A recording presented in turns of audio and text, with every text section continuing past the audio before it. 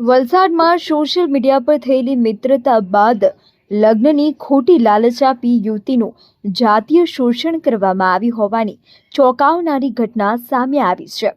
Instagram પર પાંઘરેલો પ્રેમ સંબંધ આખરે પોલીસ મથકે પહોંચ્યો છે. વર્ષો સુધી લગ્નના વાયદા કરી છેવટે લગ્ન કરવાની ના પાડી દેતા પીડિત યુવતીએ ન્યાયની ગુહાર લગાવી છે. કહેવાય છે કે સોશિયલ મીડિયા પર અજાણ્યા વ્યક્તિ સાથેની મિત્રતા ક્યારેક ભારે પડી શકે છે.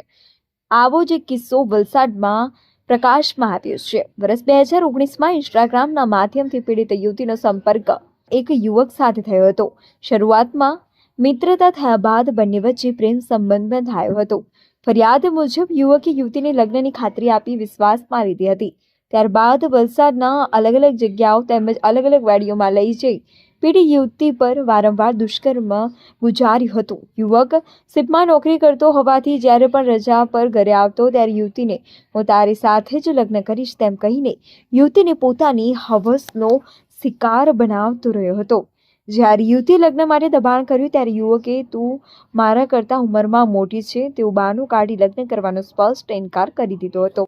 સામાજિક બદનામીના ડરથી અત્યાર સુધી ચૂપ રહેલી યુવતીએ આખરે પોતાની માતાને જાણ કરી અને પોલીસમાં ફરિયાદ નોંધાવી છે. હાલ વલસાડ પોલીસ ઇન્સ્પેક્ટર રાજેન્દ્રસિંહ વાળા દ્વારા આ મામલે ગુનો નોંધી વધુ તપાસ હાથ ધરવામાં આવી છે.